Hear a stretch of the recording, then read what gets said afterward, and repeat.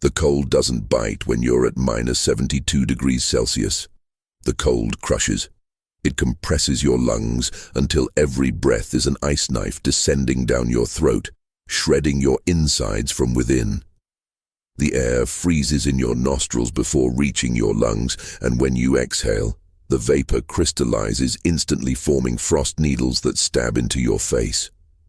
The very sounds of the world disappear here, as if the universe had decided that this corner of the Arctic didn't deserve even the comfort of noise.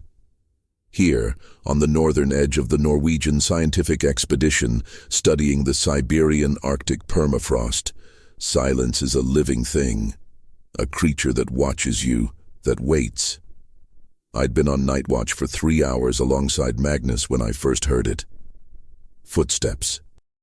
Not like the normal creaking of ice expanding and contracting, not like the wind scratching at the canvas of our tent. Deliberate footsteps, slow, circular, as if something were circling our camp with the patience of a predator that knows its prey has nowhere to run. Magnus stopped writing in his field notebook. His pencil hung suspended over the paper, motionless. In the deathly light of our kerosene lamp, I saw his knuckles turn white as he gripped the pencil. We looked at each other without saying a word. In his eyes, I saw the same frozen terror I felt stabbing into my stomach. Outside, the footsteps continued. Crunch, crunch, crunch. Methodical, heavy. Too heavy to be humans with standard Arctic equipment. Too regular to be a polar bear, too slow to be any animal I knew. And then they stopped. The silence that followed was worse than the footsteps. Because now we knew for certain that something was out there, holding its breath as we were, waiting. But waiting for what? Magnus leant towards me, his frozen beard crackling with the movement, and whispered with a breath that became a white cloud between us. "Did you hear it?" I nodded. My mouth was too dry to speak, despite the fact we'd been drinking melted water all night to stay hydrated. My heart hammered against my chest like a caged bird trying to escape. He rose slowly, every movement calculated to make no noise, and reached for the emergency flare hanging by the tent entrance. I did the same with my thermal torch, though we knew that any light we emitted in this total darkness would make us a perfect target for whatever was out there. The footsteps started again, this time closer, much closer. I could hear how the ice cracked under the weight of whatever was approaching. It wasn't the superficial cracking of someone walking on compacted snow. It was the deep, guttural groan of ancient ice being pressed by something massive, something that shouldn't exist in this place abandoned by the gods. Magnus turned to me, and in that moment I saw something in his face that chilled me more than the outside temperature. It wasn't just fear. It was recognition. "Jörmungandr," he whispered, and his voice trembled for the first time since I'd known him. Magnus was a Viking from a history book, a Norwegian from Bergen with sailor's blood in his veins, a man who'd survived 3 Antarctic expeditions and 2 alpine disasters. Seeing him broken like this was like watching a mountain crack. "Don't talk rubbish," I replied, but my voice came out strangled, without conviction. Because I'd heard the stories too. Everyone in the expedition had heard them. The world serpent, the monster that encircles Midgard, biting its own tail in the ocean depths. The creature that will rise during Ragnarok to poison the skies and fight Thor until both die. Norse mythology. Tales to frighten children, except that here, in this frozen hell more than 500 kilometers from the nearest civilization, with 72 degrees below zero biting every exposed centimeter of skin and something impossible walking in circles around our tent, mythology no longer felt like a tale. The ice exploded, not near us, far away. Perhaps a kilometer distant, perhaps 10. It was impossible to know on this infinite white plain where distance lost all meaning. But the sound was unmistakable, like a cannon shot, as if the world itself were splitting in two. A boom so deep and resonant that I felt it in my bones, in my jaw, in my teeth. Then another explosion, Closer this time, and another and another. A chain of ice explosions approaching us like an invisible wave, as if something beneath the permafrost were waking, stretching, breaking its millennial ice prison to finally free itself. Magnus dropped the flare. His hands trembled uncontrollably. He looked at me with eyes so wide I could see the whites around his blue irises, and in those whites I saw reflected my own primitive terror. "We've got to wake the others," I finally said, finding my voice somewhere deep where the survival instinct still lived. "Now." But before I could move, the footsteps stopped right in front of our tent entrance. I could see the canvas moving slightly, pressed by something on the other side, something large. Something breathing, because I could see vapor filtering through the tent seams, vapor that shouldn't exist in this cold, because nothing alive could produce enough body heat to generate vapor at -72 degrees Celsius. Nothing alive that we knew. I held my breath. Magnus did the same.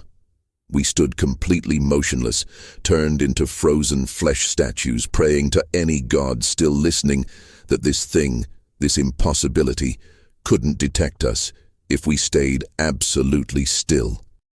The vapor continued filtering through. I could smell it now, a smell of ancient sea, of salt and decomposition, of things that had been dead for a very long time but somehow kept moving. And then, with a slowness that made my heart nearly stop, something began scratching the canvas. They weren't bear claws. They weren't human fingers. They were something in between, something that scraped the fabric with an almost curious deliberation, as if testing it, feeling it, deciding whether it was worth tearing through to reach us. Magnus grabbed my arm so hard I felt his fingers digging through the 3 layers of thermal clothing. He pulled me to him until our foreheads nearly touched, and whispered so quietly I could barely hear him over the roar of my own blood in my ears. "Don't move. Don't breathe hard. Don't do anything." The scratches on the canvas continued, 3 parallel lines moving slowly, methodically downwards. Then they stopped. The silence returned. We waited. 5 seconds. 10. 20. Every second felt like an hour, like an eternity suspended in this frozen hell where time itself seemed to have forgotten how to move. Then we heard the voices. They came from the east, where the rest of our team slept in their tents. Shouts of confusion at first, then alarm, then pure, uncontrollable terror. I heard Ingrid screaming something about the ice, heard Sven cursing in Norwegian, heard Dr. Halvorsen ordering everyone out of the tents immediately. The footsteps moved away from our tent. Magnus and I looked at each other for half a second, sharing a silent decision, and then we launched ourselves outside at the same time. The cold hit me like a physical wall. Even with my full Arctic protection kit, I felt as if thousands of ice knives were piercing me simultaneously. My eyes began watering instantly, and those tears froze on my eyelashes before I could blink. But what I saw made me forget the cold. The ice was alive. Not in the way glaciologists describe ice as alive, referring to its slow movements and ever-changing nature. No, this ice moved with purpose, with intention. Massive cracks extended from the horizon in all directions, radiating towards our camp like the rays of a black star. And from those cracks emanated a pale, sickly blue light that shouldn't exist, an impossible bioluminescence in a place where nothing living could survive. "By all the gods," I heard Magnus gasp beside me. The rest of the team had gathered in front of the main tent. I counted them quickly: Ingrid, Sven, Dr. Halvorsen, the Eriksson twins, and Pavel, our Russian guide. 7, plus the 2 of us. 9 human souls trapped at the end of the world, whilst something ancient woke beneath us. "What the hell is happening?" Sven shouted, his voice distorted by the face mask protecting his face from the extreme cold. Dr. Halvorsen had her seismic equipment in her hands, the small device flashing with red warning lights. "Something's wrong with the readings," she said, and for the first time in 3 months of expedition, I heard uncertainty in her voice. She was the team leader, a geologist from Oslo with 30 years' experience in Arctic terrain. If she was frightened, we had reason to be terrified. "What kind of wrong?" I asked, moving closer to see the screen. "The readings are... It's impossible. It's registering massive seismic activity directly beneath us, but not like an earthquake. The patterns are too regular, too rhythmic. It's as if..." She stopped, shaking her head, as if something were breathing. Magnus finished for her, his voice hollow. We all turned to look at him. In the sickly blue light emanating from the cracked ice, his face looked like that of a corpse. "My grandfather told me stories," he continued, staring fixedly towards the horizon where the luminous cracks met the black, star-filled sky. Stories that the ancient Vikings told each other during the long winters, about the serpent that sleeps in the depths, about how the ice keeps it chained, but only whilst it remains thick enough, strong enough. "Global warming," Ingrid whispered. "We've been documenting the thinning of the permafrost for weeks. The data showed ice loss at unprecedented rates." Another ice explosion, this time so close the ground shook beneath our feet. One of the luminous cracks opened less than 20 meters from our camp, and from it came more of that impossible vapor, forming columns that rose like skeletal fingers towards the night sky. "We've got to leave," said Pavel, our Russian guide. His face, normally impassive even in the worst conditions, was now pale beneath his mask. "Now. The rescue helicopters are 6 hours away at best. If that ice continues breaking..." He didn't finish the sentence. He didn't need to. We all knew what it meant. The ice was the only thing separating us from the Arctic Ocean, hundreds of meters of frozen water beneath us. If the ice disintegrated completely, we'd sink into that liquid darkness and die in less than 2 minutes. "How long before the Argos are ready?" asked Dr. Halvorson. The Argos were our all-terrain vehicles, designed specifically for extreme Arctic conditions. 20 minutes to warm the engines in this cold," Sven replied, who was our mechanic. "Maybe 15 if we force the system, but that could damage the engines permanently." "Do it," Dr. Halvorson ordered. "Everyone pack only essentials. Food, water, communications equipment, emergency beacons. Leave everything else. We've got..." The ice beneath us moved. It wasn't a tremor. It wasn't a crack. It was an undulating movement, as if something massive had turned over beneath the frozen surface. We all lost our balance simultaneously, falling onto the ice whilst the entire world seemed to tilt beneath us. And then I saw it. Through one of the luminous cracks, for a moment that lasted both an eternity and a blink, I saw something moving in the depths. Something enormous. Something with scales that gleamed with that same sickly blue light. Something with an eye, a single massive eye that looked at us from below with an ancient and malevolent intelligence that made my mind scream in a language that had no words. "Move!" I shouted, finding my voice somewhere beyond terror. "Now! Right now!" We scattered like frightened animals. The Eriksson twins ran towards the Argos while Sven and Pavel followed to help with the engines. Magnus and Ingrid began gathering essential supplies from the tents. Dr. Halvorson remained a moment longer, staring fixedly at her seismic instruments with an expression of horrified fascination. I stood paralyzed, looking at that crack where I'd seen the eye. Was I mad? Had the extreme cold finally damaged my brain? Had 3 months' deprivation in the Arctic made me hallucinate? But then I saw something else. At the edge of my vision, where the camp met the infinite darkness of the Arctic night, there was a figure. A human silhouette, standing completely motionless, looking towards us. No one should be out there. There was no other expedition within hundreds of kilometers. There were no villages, no scientific stations, nothing except ice and darkness and death. "Hello?" I shouted, my voice lost in the wind that had begun rising. The figure didn't move. I took a step towards it, then another. My instinct screamed at me to stop, to run in the opposite direction, but a stronger curiosity pushed me forwards. I needed to know. I needed to understand. "Oi!" I called again. "Do you need help?" The figure turned its head towards me, and I ran.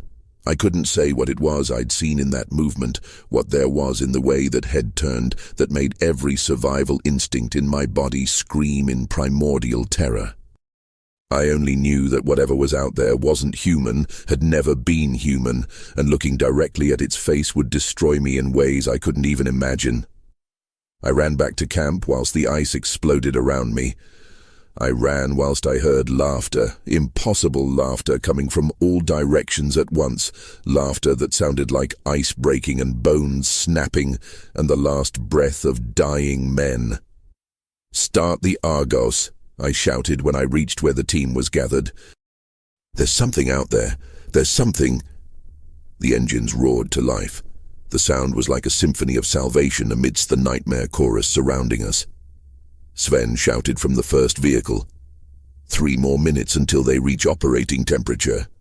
3 minutes, 180 seconds between us and the possibility of escape. The ice opened.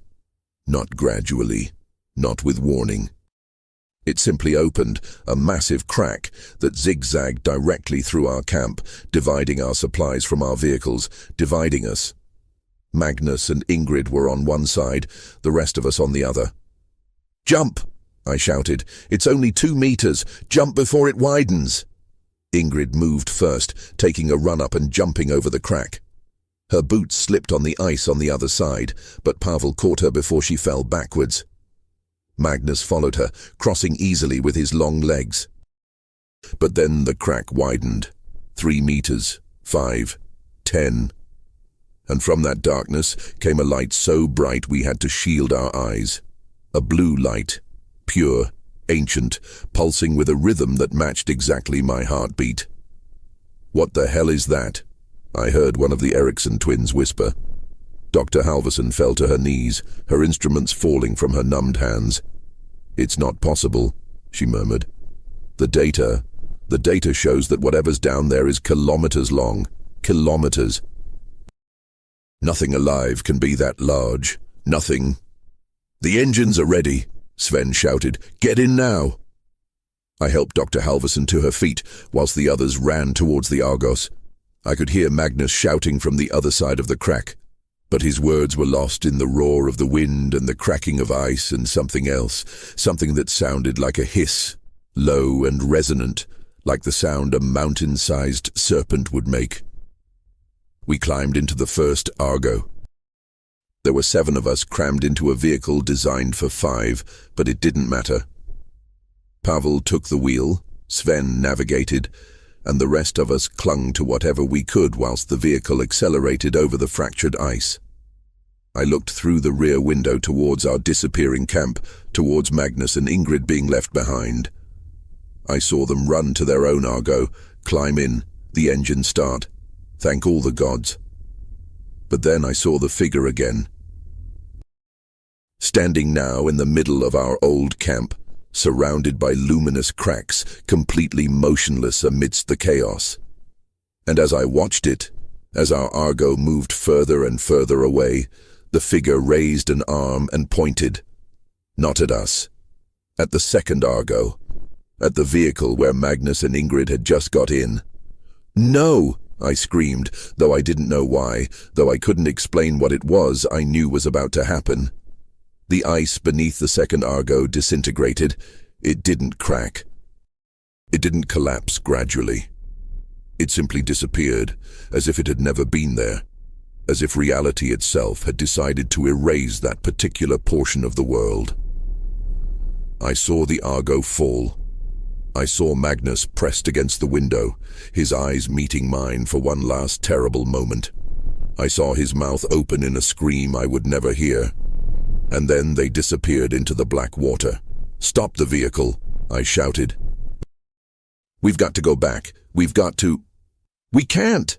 Pavel shouted back, his hands gripping the steering wheel so tight his knuckles were white even through his gloves. "If we stop, we're next. The ice is disintegrating faster than we can drive." He was right.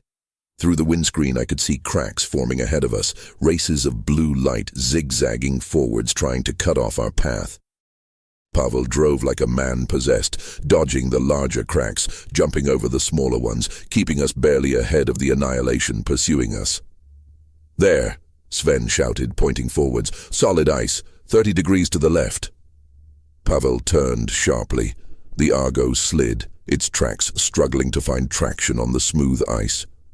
For one horrible moment I thought we'd roll over, that we'd roll and roll until we disappeared into one of those luminous cracks. But the tracks caught. We straightened out. We accelerated forwards. I looked back one last time. The figure was still there, standing in the middle of a landscape that now resembled more of a web of blue light than Arctic ice. And as I watched it, I swear by all the ancient and new gods that I saw it smile. We drove for 3 hours before Pavel considered it safe to stop. 3 hours of pure terror, dodging cracks and jumping over fissures whilst the ice disintegrated behind us like a wave of annihilation. 3 hours listening to that resonant hiss that seemed to follow us no matter how fast we drove. That sound of something ancient and hungry that had finally been released from its millennial prison. When we finally stopped, we were on an ice plateau that seemed solid, about 50 kilometers from our old camp. Pavel checked the GPS, confirmed our position, and then called for rescue on the satellite radio. The helicopters would arrive at dawn in 3 more hours. We only had to survive 3 more hours. We sat in silence, each lost in our own thoughts, processing the trauma of what we'd just witnessed. Dr. Halverson had her instruments again, watching the seismic readings with a blank expression that worried more than if she'd been screaming. "Is it spreading?" I finally asked, my voice hoarse from cold and fear. She nodded slowly. "Whatever's causing the ice collapse, it's moving. Southwards, towards where there are more people, more civilization." "How long?" asked Sven. "If it continues at this speed?" She did some quick calculations on her cracked tablet. "It'll reach the Siberian coast in 2 weeks, coastal cities in 3, and every kilometer it advances, more ice disintegrates, more permafrost melts." "Positive feedback," whispered one of the Erickson twins. "The more ice melts, the faster the thing moves. The faster it moves, the more ice it melts." We fell silent again, contemplating the implications. Pavel was the one who finally spoke, his voice soft but firm. "In my village in Siberia, the elders tell stories about the times before Christianity, before the Tsars. They say the ancient gods made a deal with the ice giants. The giants would build prisons in the coldest regions of the world to contain the primordial monsters, the creatures that existed before humanity walked upon the earth. And whilst the ice remained, the monsters would sleep." "But the ice isn't remaining," I said. "No," Pavel agreed. "The ice isn't remaining." Through the Argo's window, the sky was beginning to lighten with the first hints of Arctic dawn. In a few hours, the helicopters would arrive. We'd be rescued, taken back to civilization, debriefed by government officials who probably wouldn't believe our stories. They'd make us into cautionary examples about Arctic psychosis, about how extreme isolation and cold can make the mind see things that aren't there. Except I knew what I'd seen. What we'd all seen. And as I looked towards the northern horizon, where the last stars were fading with the dawn light, I swear, I saw a ripple in the ice, as if something massive were moving just beneath the surface, as if the world serpent had finally freed itself from its chains and was now sliding towards the world of men. I closed my eyes and thought of Magnus, of his last look towards me before the ice disappeared beneath him, of Ingrid, who'd been planning her wedding when she returned home, of everyone we'd lost, and I wondered how many more we'd lose before this ended, if it ever ended. Because deep down, in the darkest place in my soul where I kept my deepest fears, I knew the truth we were all too frightened to admit aloud. We had woken something that shouldn't have been woken. We had broken the seal of an ancient prison, not with malice, but with simple negligence. With our greed and our carelessness, with our carbon emissions and our indifference to the delicate balance that kept the monsters sleeping. And now, Jörmungandr was rising. The world serpent was no longer confined to the ocean depths. It was here, in the ice, moving beneath our feet, waiting for the right moment to reveal its true form. The helicopter appeared on the horizon just when they promised. We watched it approach, its familiar shape a promise of safety amidst the white nightmare that had become our world. But as we prepared for evacuation, as we checked our equipment and prepared to run towards salvation, I heard the hiss again, closer than ever, clearer than ever. And this time, it sounded like a promise. They rescued us. They took us back to Norway. We spent weeks in psychological evaluations and debriefings. Our stories were recorded, archived, and then classified with security levels that guaranteed they would never see the light of day. The world kept turning. The news spoke of unusual seismic events in the Arctic, of unprecedented ice melting patterns, of anomalous magnetic readings that scientists couldn't explain. But no one spoke of the truth. No one mentioned the serpent. And at night, when I close my eyes, I still hear it. The cracking of ice. The footsteps circling the tent. The resonant hiss of something ancient that has finally woken. And I wonder, whilst millions of people sleep safe in their warm beds, completely unaware of what's approaching from the north, how much longer will the ice remain? How much longer before Jörmungandr emerges completely, before the world serpent finally opens its jaws and devours the sun? Because I was there. I saw its eye looking at me from the depths. And I know it saw us too. And it's hungry. And it's waiting. And the ice holding it back grows thinner every day. We'd love to hear from you. From which city are you listening to this story? Leave us a comment telling us where you're joining us from. And if this story has frozen your blood like the Arctic cold, don't forget to subscribe to the channel and activate the bell for more tales of Nordic terror that will keep you awake at night. Give it a like if you want more stories about the ancient monsters sleeping beneath the ice. Your support helps us continue bringing you the darkest nightmares from the north. Because, brother, sister, the Norse legends aren't just bedtime tales. They're warnings, and the ice is melting.